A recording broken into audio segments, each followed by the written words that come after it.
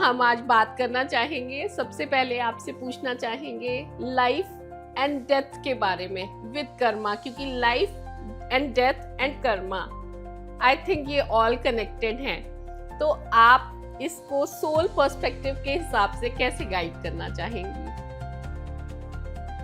Life is a continuity, death तो एक full stop नहीं होता, इट्स जस्ट कि सेमी कॉलन समझ लो उसको। Yes. उसके बाद भी जर्नी, क्योंकि जर्नी सारी सोल की, तो यहाँ पे ये आपकी जर्नी मेरी जर्नी नहीं है जो हम नेम्स अपने क्रिएट कर लेते हैं, मीनू की या आपकी जो है वो नहीं है, it is the soul's journey. Okay, तो जो सोल जो एक्सपीरियंस करने आया है यहाँ पे, कुछ सीखने आया है, कुछ अपने पुराने कर्म रिलीज करने आया है, वो उसकी जर्नी। तो वो बीच में अब यहाँ आए हैं दुनिया में तो कुछ तो करेंगे, Yes. इसलिए फिर हम अपने उसमें सारी चीज़ों में फंस जाते हैं, काम भी करना है, पैसे भी कमाने हैं, फैमिलीज भी क्रिएट करनी है, उसमें हम अटक जाते हैं। उससे फिर हमारे कर्मा क्रिएट हो जाते हैं, क्योंकि हम ह्यूमन फॉर्म में आ जाते हैं तो हम सारे इमोशन से कनेक्ट हो जाते हैं, तो फिर हमें गुस्सा भी फील होता है, अच्छा भी लगता है, सारी चीज़ें आ जाती हैं। तो उनको कैसे मैनेज करना, that is the journey of life. Human life का डीपर मीनिंग क्या है? हम क्या मतलब हम जो यहाँ पे अपना कर्मास करते हैं, जैसे सब लोगों व्यूअर्स के लिए मैं ये जानना चाहती हूँ, हम अपने कर्मास करते हैं, क्या वो हमारे आज के जो कर्मा है वो हमारी पास्ट लाइफ से कनेक्टेड होते हैं या हमारे ये न्यू कर्मास होते हैं? इनको हम कैसे कनेक्ट कर सकते हैं? आप जो भी अभी एक्सपीरियंस कर रहे हो वो due to your past life karmas वो एक्सपीरियंस कर रहे हो। ओके, आप कुछ अगर वहाँ पे गलत करके आए हो, किसी को परेशान करके आए हो, तो आपको तो उतनी ही परेशानी फेस करनी पड़ेगी। ओह, जितना आपने सफरिंग किसी को दिया, you have to go through it. तो अब यहाँ पे कैसे बिहेव कर रहे हो, आप अपनी फ्यूचर लाइफ क्रिएट कर रहे हो। ओके, अब यहाँ पे भी अगर आप जैसे बहुत प्रॉब्लम वाली लाइफ है आपकी, सबसे लड़ाइयाँ हो रही हैं, कुछ समझ नहीं आ रहा क्या हो रहा है, तो आप माइंड में क्योस क्रिएट कर रहे हो, तो आपकी नेक्स्ट लाइफ टाइम भी वैसी ही हो जाएगी। ओके, पर यहाँ पे हमें मौका मिलता है कि हम समझें कि there is something beyond this life. सिर्फ हम ये लड़ाइयाँ करने नहीं आए हुए, करेक्ट, ये पैसे कमाने नहीं आए हुए। बिल्कुल। जब हमें वो समझ आ जाती है, अवेयरनेस आ जाती है, तब हम एक्चुअली जीने लग जाते हैं।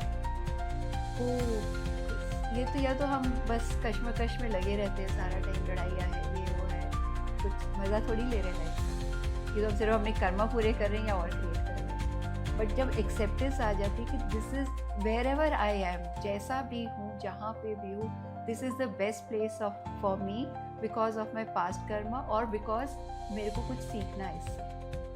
तो फिर मैं जब एक्सेप्टेंस आ जाती है, जब वो समझ आ जाती है, तब आपकी लाइफ एक्चुअली स्टार्ट होती है। दैट मीन्स एक्सेप्टेंस जो है वो ही सबसे बड़ी बात है। सब फर्स्ट स्टेप एक्सेप्टेंस कि ये जो हो रहा है होने दो, और हम अपने आगे के जो कर्मा है, जैसे ह्यूमन का जो रियल मीनिंग है, हम यहाँ पे डीपर मीनिंग की हम यहाँ पे जो कर्मा कर रहे हैं वो हम लड़ाई कर रहे हैं या झगड़े हो रहे हैं या कोई भी लाइफ में कोई भी प्रॉब्लम्स आ रही हैं, किसी के भी लाइफ में कोई भी प्रॉब्लम्स आ रही हैं, उनको हमें एक्सेप्ट करके आगे बढ़ना है, हमें उनको और परेशान नहीं करना है किसी को। जब एक्सेप्टेंस आती है ना, हम अपने आप तरीके ढूंढते हैं कि इसमें से बाहर कैसे निकलें। करेक्ट, जब तक ये होता है कि उसने मेरे से ऐसा बोला, मुझे वापस बोलना ही है ऐसा, उसको भी वैसी उसी लहर में जवाब देना है, तो फिर आप उसमें फंसे रहते हो। जब अवेयरनेस आ जाए कि दूसरा गुस्सा हो रहा है, तो मैं थोड़ा शांत हो जाऊँ, स्टेप बैक करूँ, वो अवेयरनेस है, वो एक्सेप्टेंस है कि अच्छा मुझे इसमें और कंट्रीब्यूट नहीं करना। पर बहुत लोग मैंने देखा है बहुत प्यारे भी होते हैं, वो कुछ नहीं कहते, कोई भी बात होती है जस्ट मे बी उन्होंने एक्सेप्ट कर लिया होता है, या फिर वो